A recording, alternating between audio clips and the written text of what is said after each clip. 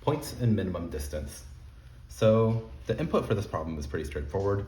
We're just given an array of 2n numbers where, so for example, if n is equal to 2, the input could look something like 15, 1, 10, and 5.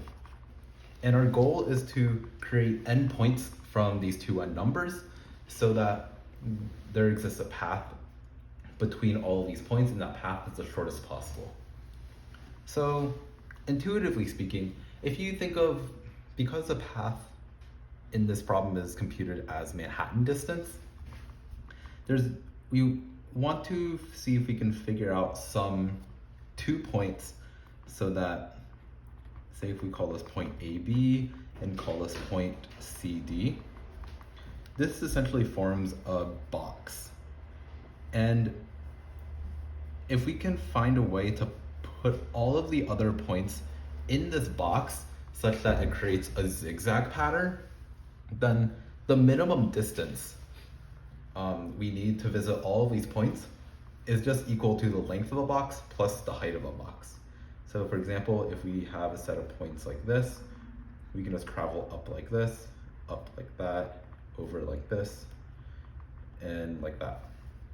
And this is a minimum possible path, because in order to get from point AB to point CD in the first place, you have to walk this distance. And so you can use no more additional distance to cover the rest of the points. So this gives us a hint as to what our answer should look like. It should look something like this. So now what only remains is to actually choose these 2 points for our bounding box. Now, because we don't want any other points outside of this box, we know that A has to be the minimum x-coordinate, C has to be the maximum x-coordinate.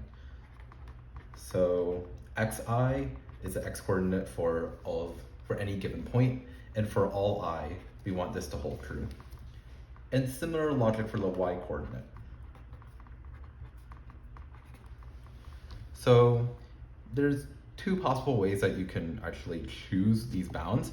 For example, we know that one of these 2 minimum bounds has to be the smallest number in the entire array.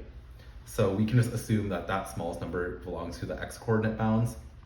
So A can take on like array at 0, where it's sorted. And then we can actually either brute force over what this bound is and then figure out what B is, or you can make the observation that if the minimum bound is the first element for this coordinate, then the maximum bound for this dimension has to be A at n-1, which would mean that the bounds for the y-coordinate would start at A at n and end at A at 2n-1. So you can just, for the x-coordinate points, just find these values, just iterate over the range 0 to n-1, and for the y-coordinate values, just iterate n to 2n-1. So the points would look something like this. So if array A is sorted,